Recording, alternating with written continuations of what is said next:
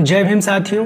क्या एक शांति प्रिय राजकुमार जो साधु संतों की संगति में रहता हो वो युद्ध के मैदान में सबसे श्रेष्ठ योद्धा साबित हो सकता है? आज के इस वीडियो में डॉक्टर बाबा साहब भीमराव अम्बेडकर के द्वारा लिखी गई यह कृति द बुद्धा एंड हिज धम्मा के उस अध्याय को खोलेंगे जहां राजकुमार सिद्धार्थ को न केवल अपनी पसंद के लिए लड़ना पड़ा बल्कि पूरी दुनिया के सामने अपनी वीरता को सिद्ध करना पड़ा। आखिर क्यों यशोधरा के पिता उनके विवाह के खिलाफ थे और सिद्धार्थ ने उस चुनौती का सामना कैसे किया, जानने के लिए वीडियो को अंत तक जरूर देखें।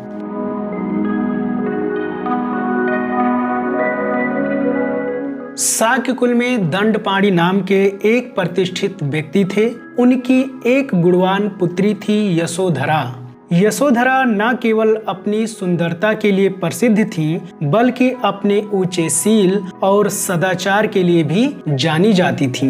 जब यशोधरा 16 वर्ष की हुई तब उनके पिता दंडपाणि उनके विवाह को लेकर विचार करने लगे।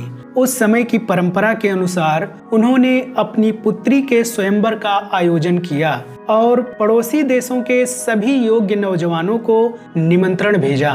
एक निमंत्रण राजकुमार सिद्धार्थ गौतम को भी भेजा गया। सिद्धार्थ भी अब 16 वर्ष के हो चुके थे। उनके माता पिता भी उतनी ही उत्सुकता से चाहते थे कि सिद्धार्थ का विवाह हो जाए। उन्होंने सिद्धार्थ से स्वयंवर में जाने और यशोधरा का हाथ मांगने को कहा। सिद्धार्थ ने अपने माता पिता की इच्छा का सम्मान किया और वे स्वयंवर के लिए तैयार हो गए। स्वयंवर में आए तमाम राजकुमारों के बीच यशोधरा की दृष्टि सिद्धार्थ गौतम पर रुकी और उन्होंने सिद्धार्थ को ही अपना जीवन साथी चुना। लेकिन उनके पिता दंडपाणि इस चुनाव से पूरी तरह खुश नहीं थे। उन्हें सिद्धार्थ की जीवन शैली पर संदेह था।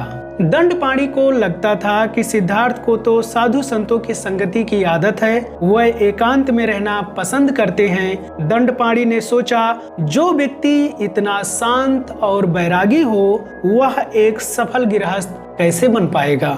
यशोधरा सिद्धार्थ से ही विवाह करने का निश्चय कर चुकी थी। उन्होंने अपने पिता से एक गंभीर सवाल किया, पिताजी क्या साधु संतों की संगति में रहना कोई अपराध है?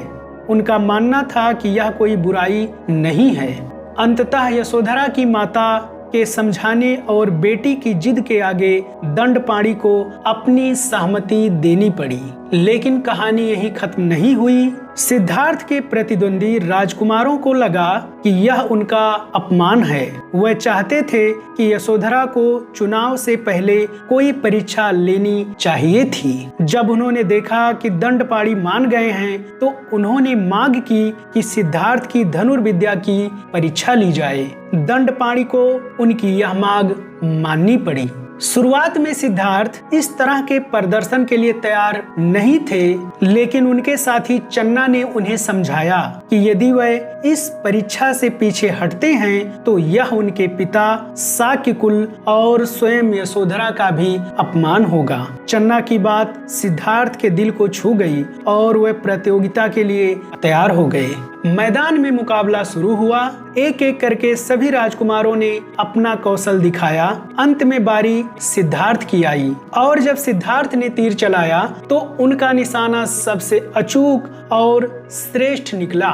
उन्होंने सबको साबित कर दिया कि वह शास्त्र और शस्त्र दोनों में निपुण हैं। इस विजय के बाद धूमधाम से विवाह संपन्न हुआ।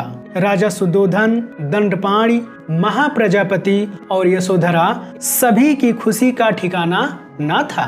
वैवाहिक जीवन के एक लंबे समय के बाद यशोधरा ने एक पुत्र को जन्म दिया जिसका नाम राहुल रखा गया। सिद्धार्थ और यशोधरा का यह विवाह केवल दो लोगों का मिलन नहीं था बल्कि यह सिद्धार्थ के जीवन के उस पक्ष को दिखाता है जहां उन्होंने साबित किया कि करुणा और साहस एक ही सिक्के के दो पहलू हैं। बाबा साहब डॉक्टर भीमराव अम्बेडकर हमें बताते हैं कि महानता केवल विचारों में नहीं बल्कि उन विचारों पर टिके रहने के दृढ़ संकल्प में होती है।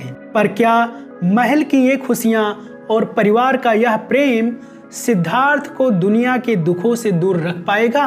अगले भाग में हम देखेंगे सिद्धार्थ के जीवन का वो सबसे कठिन निर्णय, महाभिनिष्क्रमण यानी गृह त्याग।